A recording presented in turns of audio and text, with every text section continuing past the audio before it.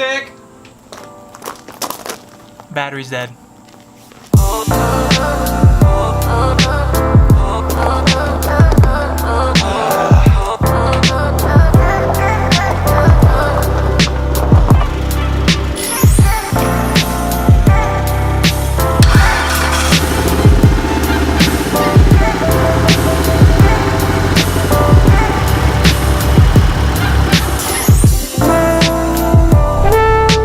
What's up guys, welcome back to the channel. So before I start on this video, I just want to apologize to everybody out there that I know it's been a couple weeks since I've uploaded. There's been a lot of stuff going on in my life, aside from the house of course, because that's been taking over my life for the last like 4 months. But if you guys follow me on Instagram, right here, I put a lot more personal stuff on there than I do here on YouTube.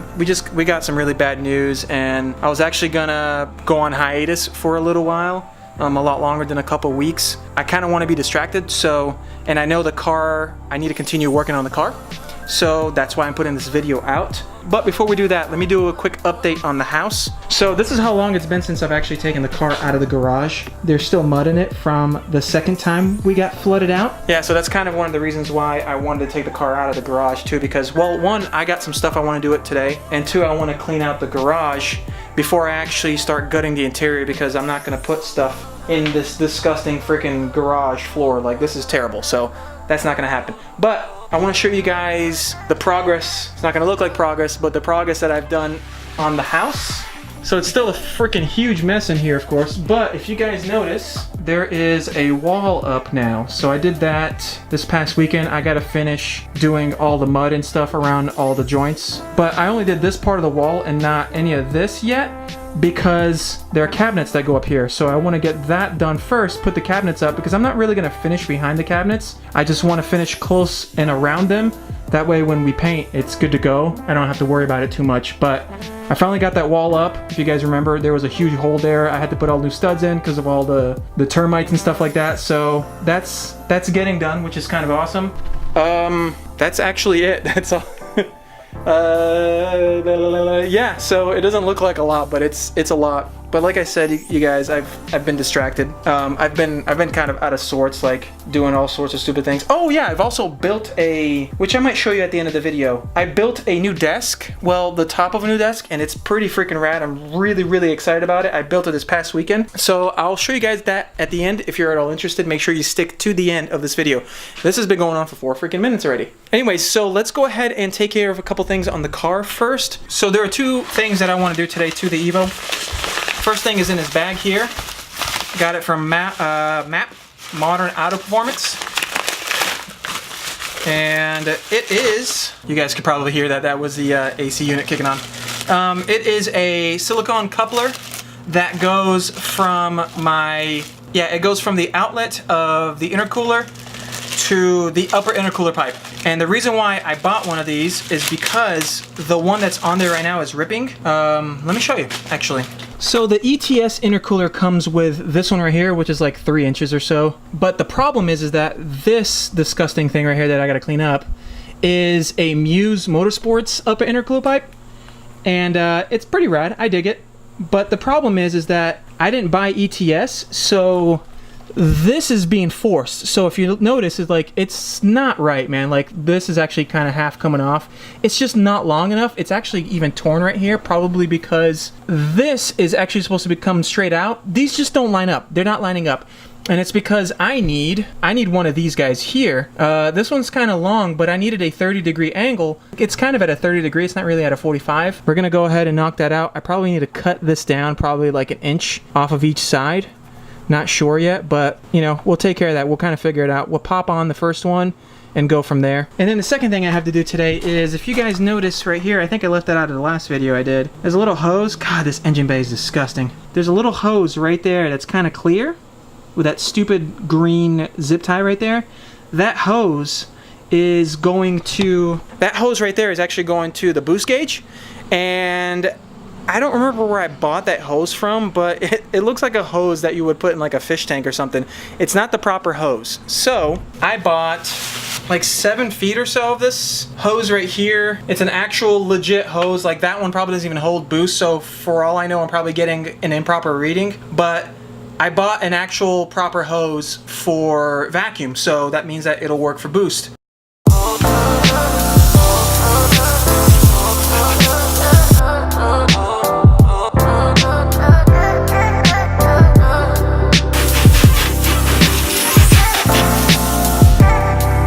Alright, first thing I gotta do is take off the T-bolt clamps.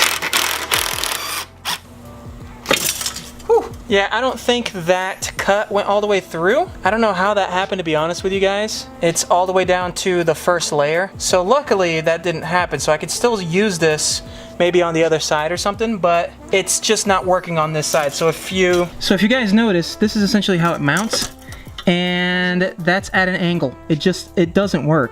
Let me see if you can guys see better right there. See it? It's not exactly lined up straight, and I've tried a million ways to try to get this, but the problem is that this pipe hits right here on the frame, and so I can't twist it properly. So everything else is the right way.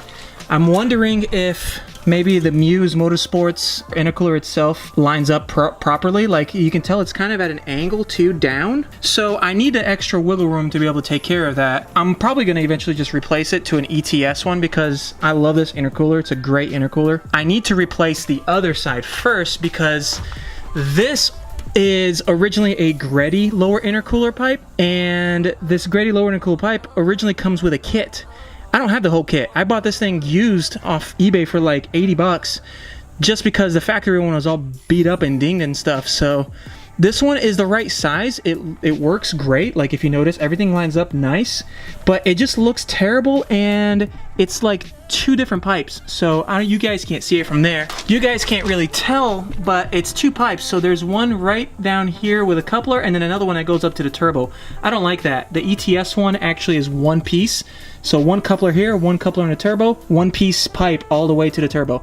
So I want to replace that. So that's going to be replaced before I ever do that side, because I like it, man. I think it looks pretty good. We're going to try to figure out how big we need to go.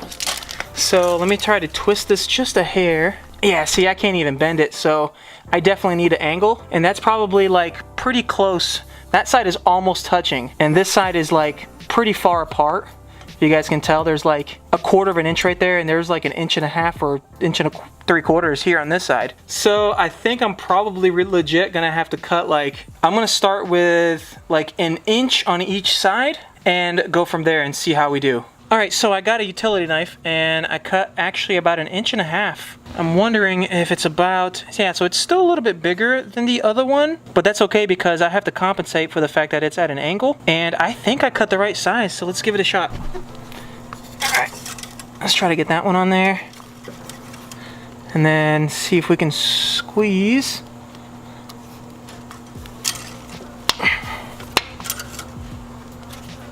Oh my God, that is so much better.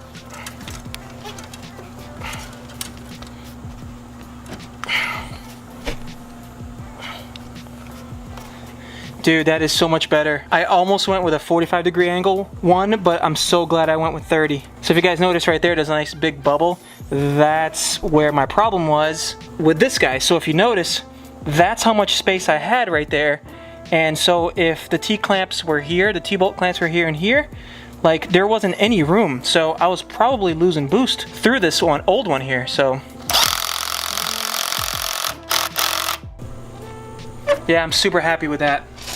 I am super happy with that. All right, so let's go ahead and take care of the boost gauge hose crap nonsense that I have set up over here. So over here, I originally had one of those hoses as well, this little guy right here, but I replaced it last time. I just didn't show you guys when I was putting all this stuff back together on the car, but I replaced that one already over there. I've been pretty happy with it. Let me go ahead and snip this zip tie.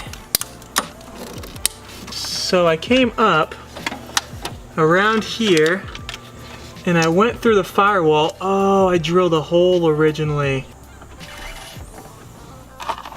So go ahead and take out this stupid hose.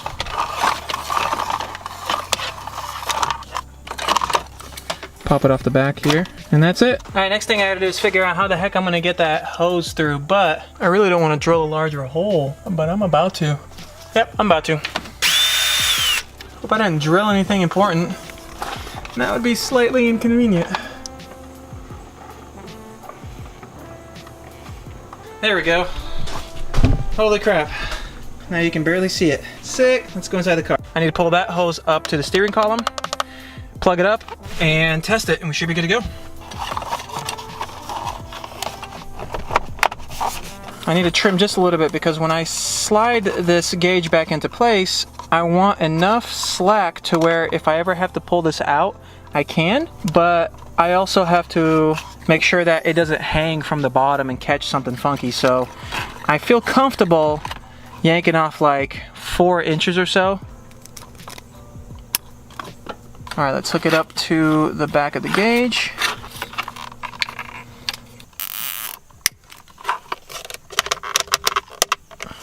Let's start it up.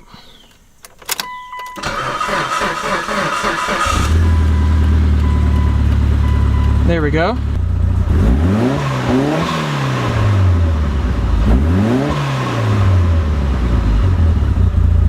That looks great, man. Heck yeah. Success. Alright, so here's the table that I wanted to show you guys. It's not really necessarily a table, it's still a tabletop, but I built it out of some hardwood flooring type material, and I thought it came out pretty good, honestly. I'm pretty happy with it. I'm gonna stain it a dark color, and then I haven't figured out what I want to do as a base yet, but it's pretty much ready for a stain. I actually decided to build it on my own because it's cheaper to build something hardwood than getting something that's made of like particle board from like Walmart or whatever. So it's gonna be rad. I'm pretty happy with it. All right, so the last thing I want to show you guys, not the cow, what's up cow, is the work that my neighbor has done. So it looks like a freaking construction site right now. Hey, there's another one.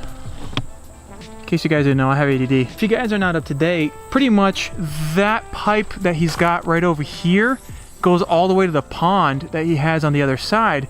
Well, we think it's clogged somehow. And so what he's done is he started working on a trench on his side. That way our side of the like driveway doesn't get flooded, because what's happening is water builds up over there because it builds up all the way over here and builds up to the back, and then it comes down our driveway, and that's how it washes our driveway to this point right here. I'm going to try to make this as brief as possible, but so what he's done is this trench right here goes all the way to the other side of the hill and drops down to his pond. So if for some reason this fills up over here, this will be a guide all the way over there, and that's pretty much level with, so what I'm saying is like this part is higher than this part right here in front of us, but this is nice and level going, or it's actually more like going downhill towards his pond. So he did a pretty good job there, and so he decided to build this trench as well. It's only temporary until we figure out the problem, but I'm thinking what he's gonna do is he's gonna turn this into kind of like a valley kind of thing, all the way down and all the way over there. That way his cows can run across. So it's gonna be kind of like this. So it's gonna be a low point and kind of like a hill on both sides.